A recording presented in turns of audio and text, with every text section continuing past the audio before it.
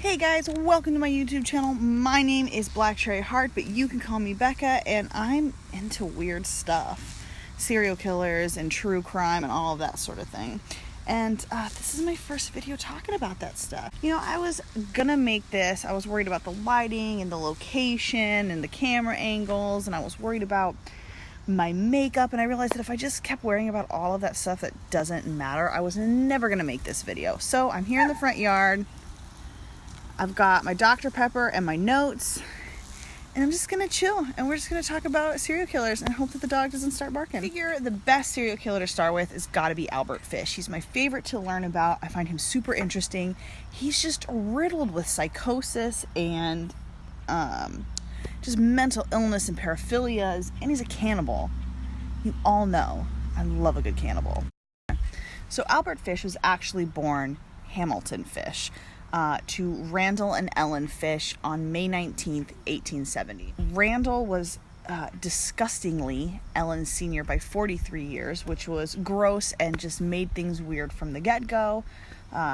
Hamilton was teased a lot. They called him ham and eggs in school, and he hated it. So when his brother Albert died, he took his brother's name, and everyone was just cool with that, and he became Albert, which is also super weird. Albert was 5 years old. His dad passed away, and his mom just couldn't afford to take care of the kids. She wasn't working, wasn't making enough money, so she put the kids in a foster home.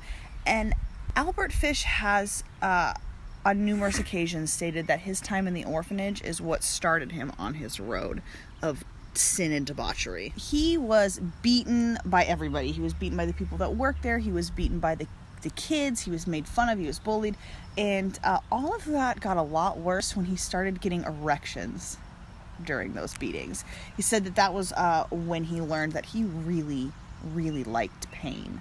Albert was 10 years old. His mom got a job working for the government, and she was able to afford to take care of the children, and she took them all back. At 12, Albert Fish started dating a telegraph boy, and the telegraph boy introduced him to urolagnia and coprophagia, which is urolagnia is drinking of urine, and coprophagia is eating of poo-poo. It was also around this time that he discovered that he really liked to go to the bathhouses and spy on young naked boys without them knowing.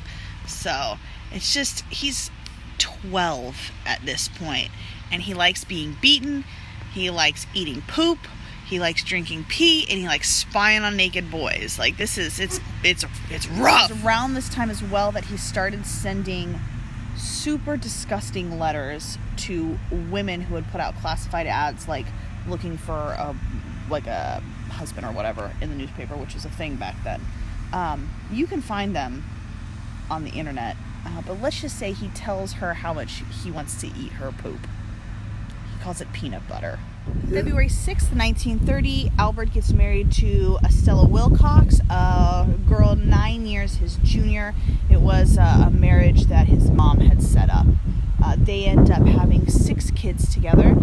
Albert works as a handyman, a painter, kind of a fix-it man of sorts, and he ends up going to jail for embezzlement. In prison, he said that he had a lot of sex, and he just had a really good time in jail.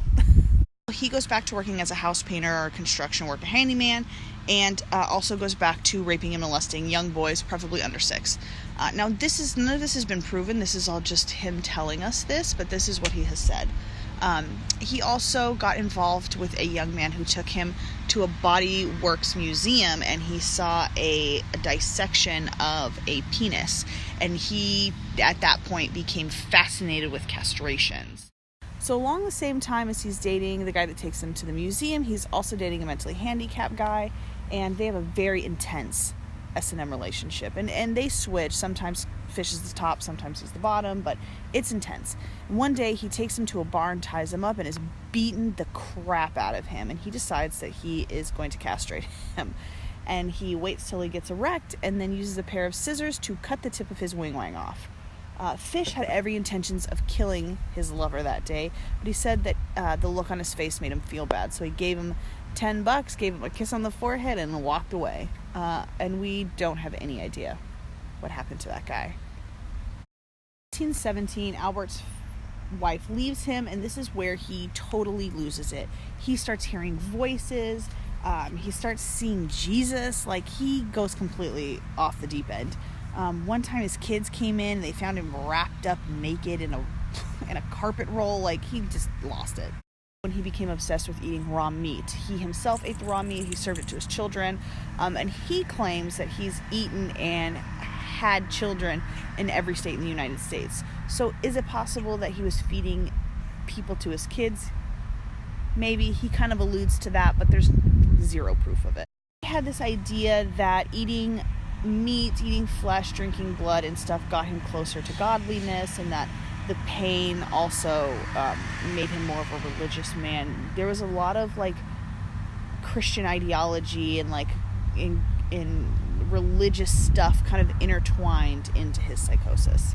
In June 1928, Albert Fish sees an ad in a paper for a young man looking for work. He wants to work on a farm, and he intends to answer this ad, take the kid back with him, and kill him at his house. So Albert Fish goes to this house, says that his name is Frank Howard, and he presents himself very wealthy. He's dressed very well, he's got pockets full of money, and he says that he would like to hire these boys. While he's sitting there, over the next couple of days, he gets to know the family gets to know him, and he is going to take this boy with him to his farm to do work. While he's sitting there waiting for the boys to get ready, Grace Budd, the young daughter of the Budd family, the people who had put the ad out, she comes out.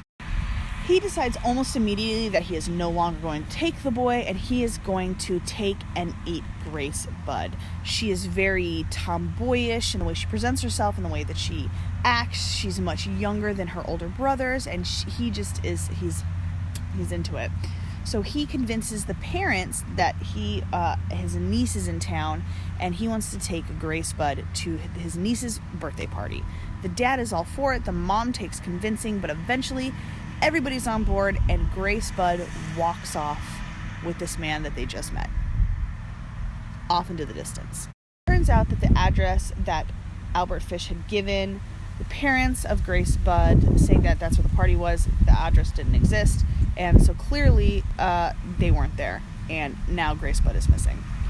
I find it very interesting that Albert and Grace had to take a train to get to the final location where Albert Fish would eventually murder her. While they're on this train, he's got this package, and in this package it has his killing tools. It's like a bone saw, a meat cleaver, stuff like that. And he is so infatuated with this girl that when they get off the train, he forgets it, doesn't have it, and he wasn't even thinking about it. Grace Budd said, "Oh, Mr. Howard, you forgot your package," and she goes back on the train and gets it. He even said she almost escaped death. I almost wasn't able to kill her. She went and got the tools for him. Oh, that breaks my heart. So Albert Fish takes Grace Budd into this abandoned house where he kind of likes to take his victims. He strips her naked, he strangles her, he cuts her into little pieces and takes the meat home. And then over the course of the next 9 days, proceeds to consume her entire body. He was particularly fond of booty cheeks. He thought they were the best tasting, I suppose. 6 years later, he sends a letter to the mother detailing what he did to her daughter.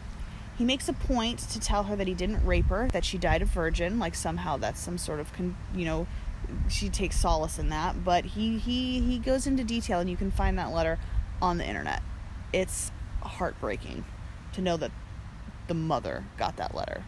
This letter is how they catch him. So it's not from like DNA or anything crazy like that. He took an envelope from the place that he was staying, and it has a logo, emblem, whatever, of the place he's staying, and the cops go, "Oh, there he is." So they go and they wait for him to go pick up his mail, and boom, arrest him right then and there. Got ya. Like, you fucked up. And they take him into jail, and he confesses to everything. He claims that he's had over 100 kids. He's had a kid in every state. He's eaten a bunch of kids. Like, he just spills the beans. He eventually confessed, obviously, to Grace Spud and the stabbing of 2 other people, and that's what he was convicted of. But the cops think it's more like he's connected to 5, maybe even up to over 100 murders and rapes. And he was sentenced to death by electric chair. The crazy thing about it is, throughout his life, he was so into pain that he would stick sewing needles into his hips and groin and testicles and into his penis. And they did an x-ray of him, and there was some pins in there that were so deep they couldn't be removed, and they had been in there for 7+ years, just hanging out inside his body. While he was in prison, he took a chicken bone and filed it to a point and cut himself up. And Albert Fish was executed January 16th, 1963 by electric chair in Sing Sing. Albert Fish got away with this for so long because he just looked so meek and so, gentile, just like this old graying grandfather, and no one suspected him, and people apparently trusted their young daughters to go off with this man even though they just met him. And that's why he was able to get away with it for so freaking long. The best part about all of it was his last words were, "I don't even know why I'm here." I think that's kind of funny. Guys, and there it is, my first serial killer video on the wonderful, awesome, depraved, scary, graying old man Albert Fish. I hope to make this a weekly thing. I kind of want to do like a serial killer Saturdays or like a true crime Tuesday or something like that. I think that would be really cool. Of course, you can find me on Snapchat, you can find me on TikTok, you can find me on Instagram. All of that is linked in the description below. If you like what you see, comment, definitely follow and subscribe, because as I get better at this and I get a better understanding of how YouTube works and how to make these videos, there will be more and more and more, because I love talking about this stuff. Leave me a comment down below. Let me know what crazy fact about Albert Fish you like. Let me know what serial killers you want to learn about. And I will see you in the next video. And remember, in the wise words of Albert Fish, none of us are saints. I'll talk to you guys later. Bye.